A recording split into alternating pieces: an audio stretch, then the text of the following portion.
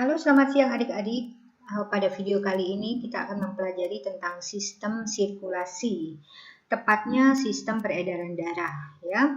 Nah, karena apa? Karena sistem sirkulasi itu ada dua, yaitu sistem peredaran darah dan sistem limfatik. Nah, yang video kali ini hanya membahas tentang sistem peredaran darah. Nah, kalau kita mempelajari tentang sistem peredaran darah, berarti ada 3 yang harus kita pelajari dengan sangat detail, ya, yaitu darah, jantung, dan pembuluh darah. Nah, selain itu kita harus tahu juga tentang pengertiannya, tentang pengertian sistem peredaran darah, ya, supaya kalian lebih masuk apa yang akan kita pelajari tentang sistem peredaran darah ini, ya.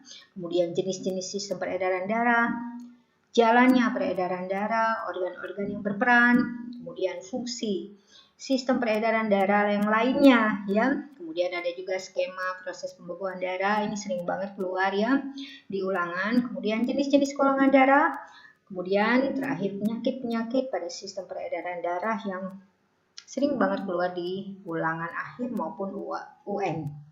Oke, kita mulai ya belajarnya, ya. Pengertian sistem peredaran darah. Sistem peredaran darah itu adalah sistem organ yang berfungsi untuk mengangkut oksigen dan zat-zat makanan atau nutrisi yang bisa berupa glukosa, protein, lemak dari jantung ke seluruh tubuh, ya. Nanti digunakan untuk respirasi sel. Kemudian setelah itu dia akan mengeluarkan limbah hasil metabolisme berupa karbon dioksida untuk keluar dari tubuh. Itulah pengertian sistem peredaran darah. Jenis-jenis sistem peredaran darah. Jadi banyak sekali istilah-istilah dalam sistem peredaran darah, ya. Yang pertama adalah peredaran darah terbuka dan pastinya ada lawannya, yaitu peredaran darah tertutup, ya. Peredaran darah terbuka berarti peredaran darah di luar pembuluh darah, ya. Jadi jantung memompahkan darah langsung ke rongga-rongga tubuh tanpa melalui pembuluh darah. Nah, ini banyak terdapat pada hewan invertebrata, ya, atau hewan tidak bertulang belakang. Misalkan filum Arthropoda, termasuk Insecta, Decapoda, kemudian Myriapoda, dan Arachnida. Tapi ada pengecualian, yaitu pada filum Mollusca dan filum Annelida, itu mereka memiliki peredaran darah tertutup. Ya, nah, peredaran darah tertutup adalah peredaran darah di dalam pembuluh darah. Ini semua filum vertebrata, ya, semuanya Pisces, amfibi, reptil, kemudian aves, mamalia, semua memiliki sistem peredaran darah tertutup, ya. Kemudian yang kedua adalah peredaran darah ganda dan peredaran darah tunggal. Jadi ada ganda dan tunggal, ya. Gampang menghafalkannya, ya. Ganda itu adalah 2. Jadi maksudnya darah dalam satu kali beredar itu akan memasuki jantung 2 kali. Itu peredaran darah ganda. Semua yang vertebrata, ya, kingdom animalia yang vertebrata itu kecuali ikan, ya, dia memiliki peredaran darah ganda. Nah, kalau peredaran darah tunggal itu adalah dalam satu kali beredar darah memasuki jantung hanya 1 kali.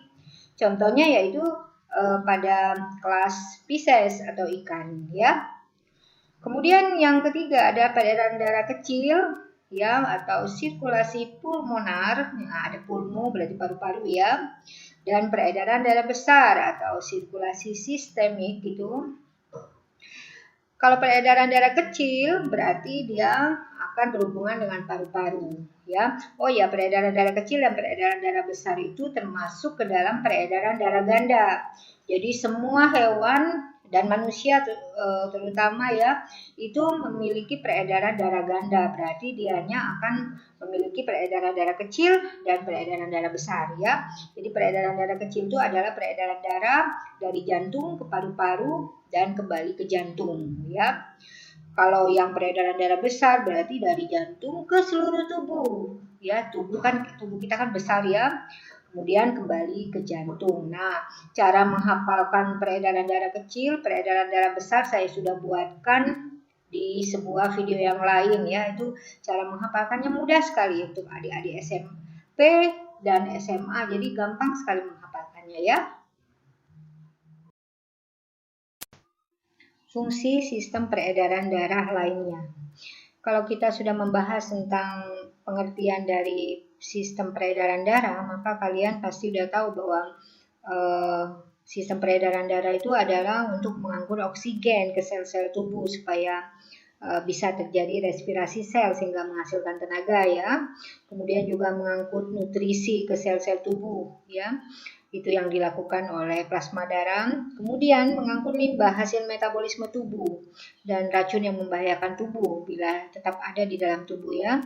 Itu seperti karbon dioksida, karbon monoksida itu harus dikeluarkan dari tubuh. Nah, dari pengertiannya aja fungsi sistem peredaran dari nomor 1 sampai nomor 3 kalian udah tahu.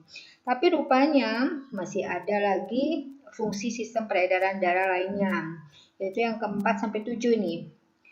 Yang keempat itu mengangkut hormon yang dihasilkan oleh kelenjar endokrin ya. Jadi hormon itu beredar melalui sistem peredaran darah. Kemudian sebagai imunitas tubuh. Imunitas tubuh itu dilakukan oleh leukosit ya. Nah, kemudian yang keenam memelihara suhu tubuh supaya tetap normal atau sebagai termoregulasi. Ingat suhu tubuh normal itu kurang lebih sekitar 36,5 sampai 36,7 ya. Dan yang terakhir adalah menjaga kadar pH tubuh supaya tetap seimbang. Kadar pH normal itu antara 7,35 sampai 7,45. Walaupun tugas menjaga kadar pH tubuh ini paling banyak dilakukan oleh sistem respirasi dan organ ginjal ya. Tapi sistem peredaran darah pun berperan penting dalam menjaga kadar pH tubuh.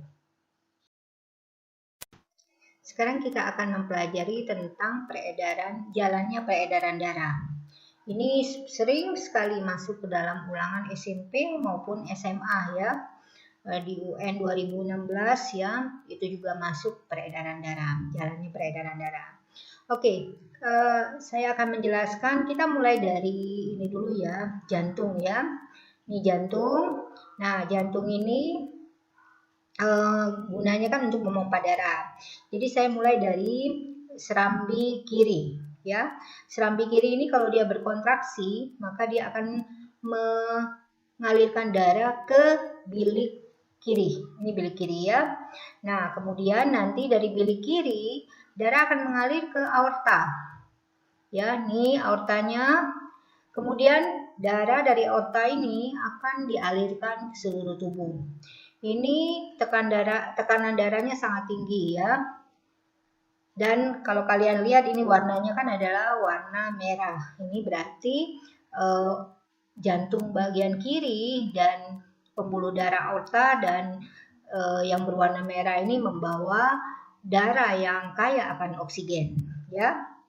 Nah, setelah menuju ke sel-sel tubuh, maka dia akan berhubungan dengan pembuluh darah vena.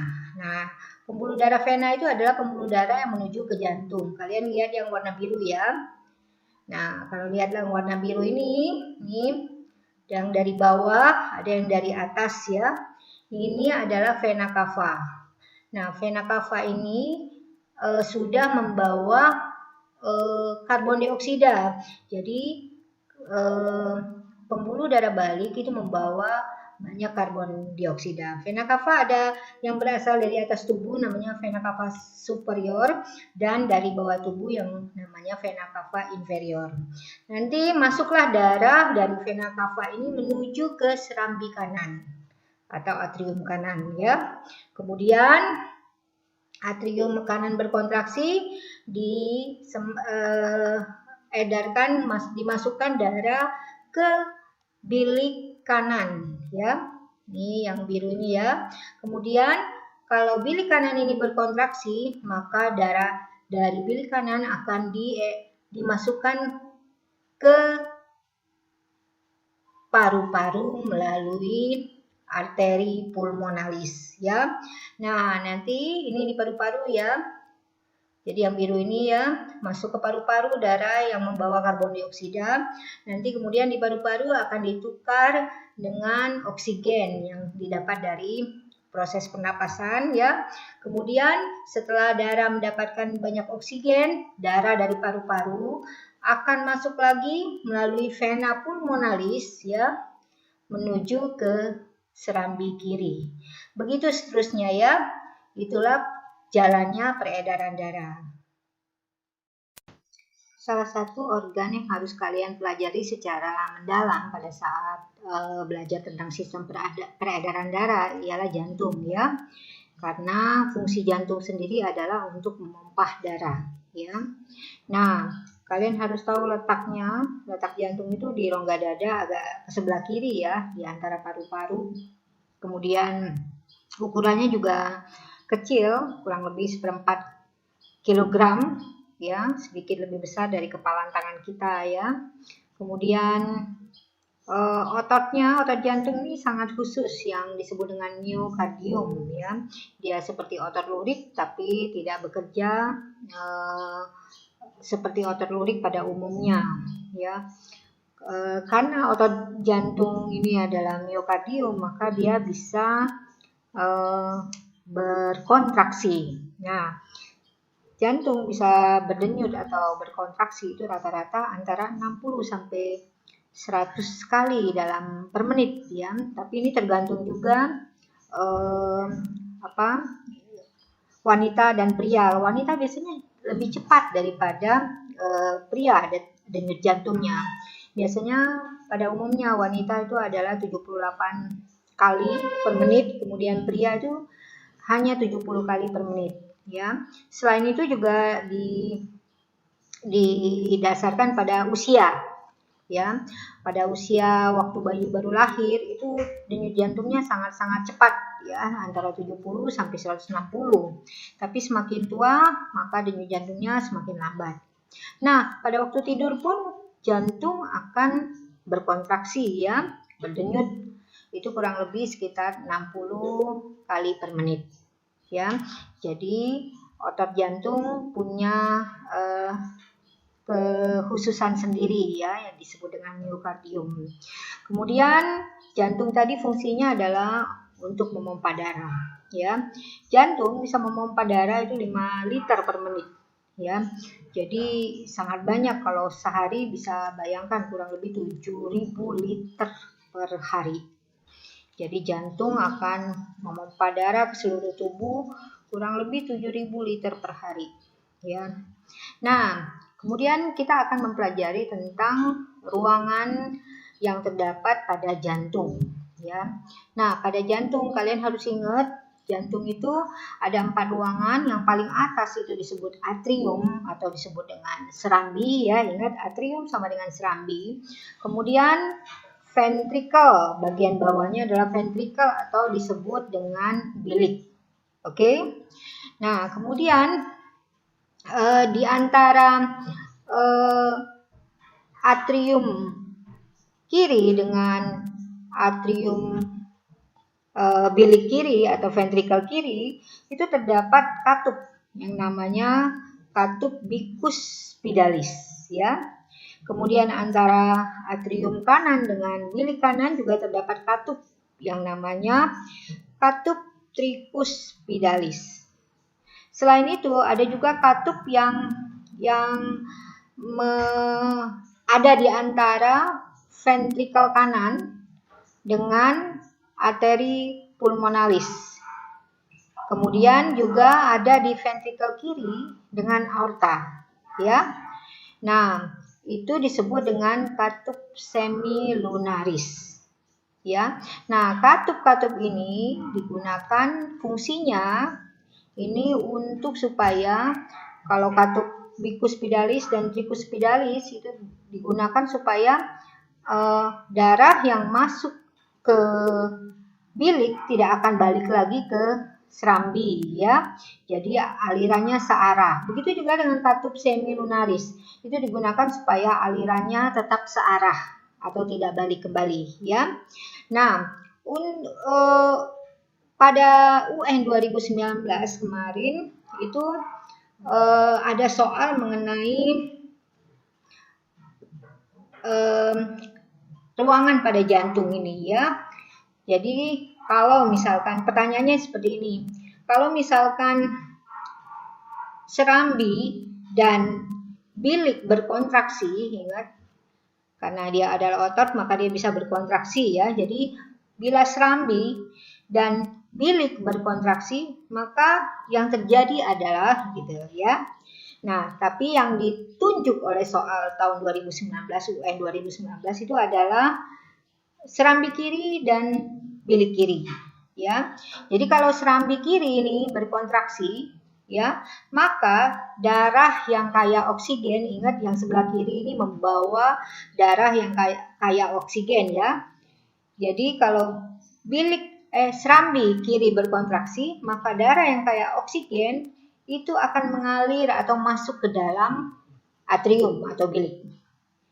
Kemudian kalau bilik berkontraksi, maka darah yang kaya akan oksigen akan dipompa ke seluruh tubuh. Oke, itu soal UN tahun 2019 ya. Nah, kemudian kalian juga bisa sering periksa darah ya, tekanan darah ya.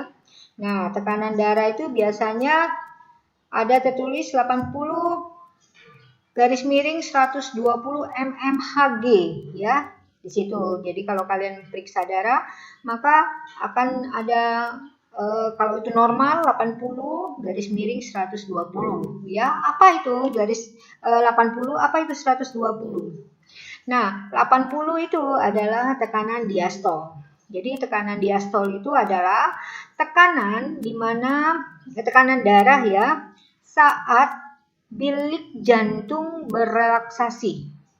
Ya, jadi bilik jantung berelaksasi berarti serambi yang berkontraksi.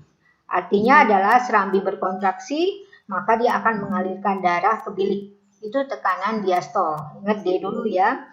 Kemudian kalau tekanan sistol itu tekanan darah saat bilik jantung berkontraksi. Nah, jadi kalau bilik jantung berkontraksi, artinya apa? Darah akan mengalir, dialirkan ke seluruh tubuh kalau dari bilik kiri. Sedangkan kalau dari bilik kanan, maka darah akan mengalir ke paru-paru lagi. Oke, itu tekanan diastol dan sistol. Ingat, tekanan diastol, jantung, bilik jantung relaksasi. Berarti yang kontraksi adalah serambi. Sedangkan tekanan sistol, bilik jantung yang berkontraksi. Artinya darah akan dialirkan ke seluruh tubuh dan ke paru-paru. Ingat ya, ini karena ini pernah keluar di UN tahun 2013.